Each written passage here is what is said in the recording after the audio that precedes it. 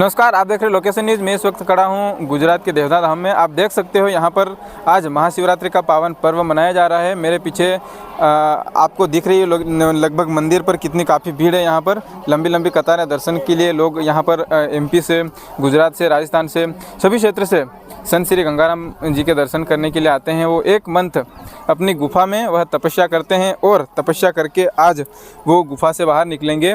यहाँ पर मैं आपको पहले तो मंदिर दिखा दूँ। कैमरामैन जरा दर्शकों को मंदिर दिखाइए। मेरे पीछे जो आपको दिख रहा है मंदिर है। यहाँ पर शिव जी की शिवलिंग है। वहाँ सभी भक्तजन वहाँ पर आज देख सकते हो। मेरे पीछे ये भीड़ है, लंबी लंबी लाइन है। इसी लाइन में लगकर लगभग दर्शन करने के लिए वहाँ पर जा रहे हैं। शिवलिंग का दर्शन करेंगे। वहाँ से उसके बाद यहाँ पर एक धर्म सभा रहेगी 12 बजे बाद। लगभग 12 बजे बाद यहाँ पर एक धर्म सभा रहेगी। उसमें गुजरात के संत श्री गंगाराम जी महाराज वो धर्म सभा को संबोधित करेंगे, धर्म की बातें करेंगे। आदिवासी समाज में क्या क्या जो दहेज प्रथा है, दारू है, इस प्रकार की जो अवैध गतिविधियां चल रही है उनके बारे में भी वो बताएंगे। यहाँ पर आप देख सकते हो दर्शन के लिए काफ़ी लंबी लाइन है। 1.5-2 घंटे हो चुके हैं दर्शन के लिए। दर्शन करने के लिए यहाँ पर लंबी लंबी लाइनें लगी हुई है।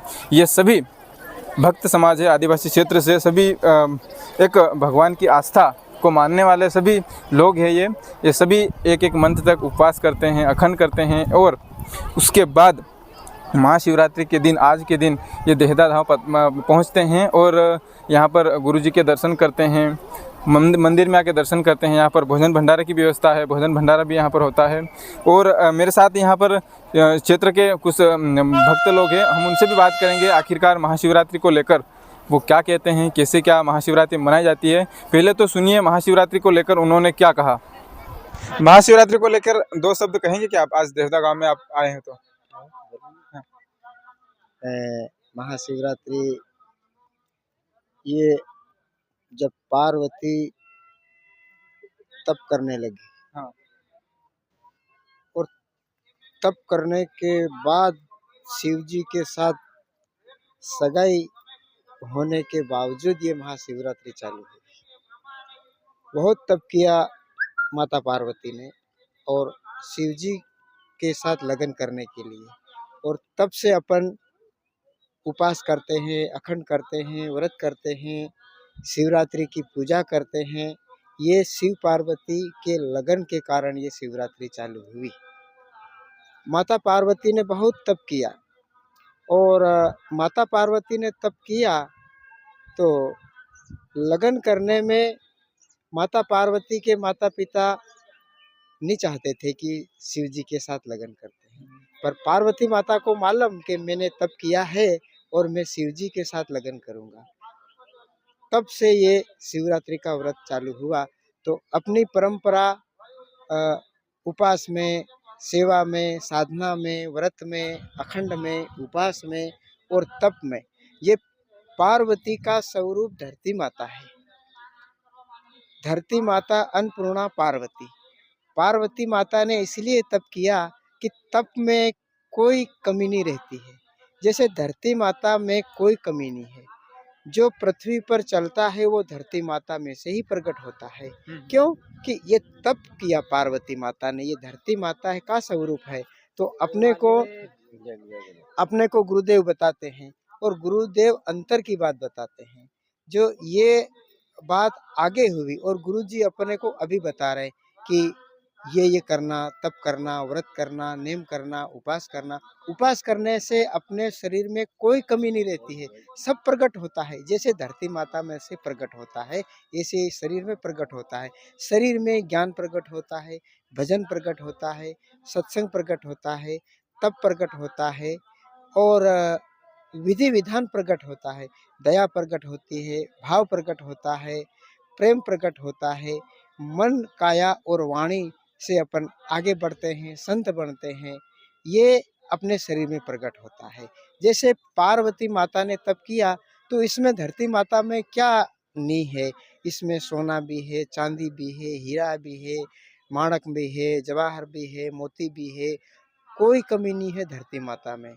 अभी अभी आपने कहा कि सब व्रत करते हैं, तो यहाँ पर सब संत लगभग हमने देखे हैं, कितने-कितने समय तक व्रत करके आज यहाँ पर पहुँचे हैं? आज 1 महीने से किसी ने अखंड उपवास किया, 1 महीने तक भोजन नहीं किया है और वो अ, 3 बजे से उठकर स्नान ध्यान करके जप में बैठ जाते हैं। तो किसी-किसी ने तो उपवास व्रत किया, शाम को भोजन कर लेते, पर ऐसे संत भी है जो 1 महीना तक भोजन नहीं किया, वो आज ही उपवास खोलेंगे और आज ही भोजन करेंगे। क्योंकि 1 महीना तक ये भगवान की कृपा है, माँ पार्वती की कृपा है, तो अपने को भूख भी नहीं लगती और अपन व्रत नहीं करते हैं, उपवास नहीं करते हैं, तो सुबह भी खा लेते हैं, दोपहर को भी खाते हैं और शाम को भी खाते हैं। पर ये भगवान की कृपा है जो आज तक भूख नहीं लगती है। क्यों? कि ये संतों की और गुरुदेव की कृपा है ये। गुरुदेव हर बात बताते हैं, जो आगे संतों ने तप किया और बताया, वो आज अपना गंगाराम जी महाराज बता रहे हैं और वो अंतर से बता रहे हैं। क्योंकि पहले इनके हृदय में प्रकट हुआ, जो भी बताते हैं इनके हृदय में प्रकट हुआ। ये तप करने की बात ये इनके हृदय में प्रकट होती और भजन की बात ये भी इनके हृदय में प्रकट होती और सत्संग की बात ये भी इनके हृदय में प्रकट होती है। क्योंकि अपनी समाज का वालिया वालम ऋषि वो भी अपनी समाज का था, वो भी एक लुटेरा था, कुटेरा था और चोर था, पर उसके मन में ऐसा हुआ कि तप करने लग जाओ। वो तप करने लगा, 12 साल उन्होंने व्रत किया, तप किया, तो उन्होंने 12 साल बाद ही रामायण लिखी और पूरी रामायण लिखी उन्होंने, एक भी शब्द नहीं चुका। वो राम बाद में अवतार हुआ, पर उन्होंने आगे रामायण लिख दी। क्यों? अपने समाज के कई संत हुए, वालिया भील हुए, एकलव्य हुआ और सबरी माता।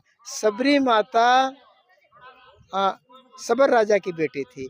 डांग जिला में पंपा सरोवर मथंग ऋषि के आश्रम में, मथंग ऋषि के आश्रम में जा के उन्होंने व्रत किया।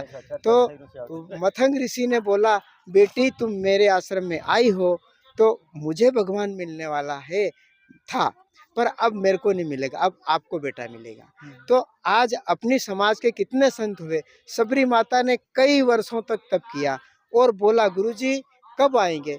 तो गुरुजी ने बोला, बेटा अभी बहुत समय है। क्यों? कि अभी तो राजा दशरथ का है, मनु महाराज का अवतार नहीं हुआ। मनु महाराज की भक्तानी शत्रुपा, उसका अवतार नहीं हुआ और मनु महाराज और शत्रुपा के घर राजा दशरथ अवतार लेंगे। राजा दशरथ की 3 रानियां होगी, कौशल्या, कैकेयी, सुमित्रा, उनका भी अवतार नहीं हुआ। उनके यहाँ राम अवतार लेगा और वो फिर उनका वो गुरुजी के घर जाएंगे, भक्ति प्राप्त करेंगे, तप प्राप्त करेंगे, ज्ञान प्राप्त करेंगे। उसके बाद उसका लगन होगा और वो कई राक्षसों के कारण वो वनवास होगा उनका और वो सीता का हरण होगा। रावण लंका में राजा रावण सीता का हरण करेगा, उसके बाद वो राम वनवास में आएगा और वो सीता को ढूंढने के लिए पहले सबरी माता आपकी झोपड़ियाँ आएगा। ऐसे 10,000 बाद गुरुजी ने बता दिया। ऐसी कई घटनाएं हैं संतों के व्रत के और तप के लिए। क्योंकि अपने समाज के आज वो भगवान ने कहा कि बेटा मांगो, तो उन्हीं संतों ने मांगा कि हमको कुछ नहीं चाहिए, पर अपनी भील समाज आएगी, उनके घर धर्म पैदा होगा, भक्ति पैदा होगी, व्रत पैदा होगा, ताकि वो आगे बढ़ेगी। ये आगे से अपने समाज ने मांग लिया। आपका शुभ नाम? मेरा नाम शैतान भाई भगत बावड़िया और ये हमारे ये मंत्री साहब है, ये भक्ति के प्रमुख है हमारे गांव में। सुना आपने यहाँ पर शैतान भाई ने जो महाशिवरात्रि के पर्व को लेकर जो 2 शब्द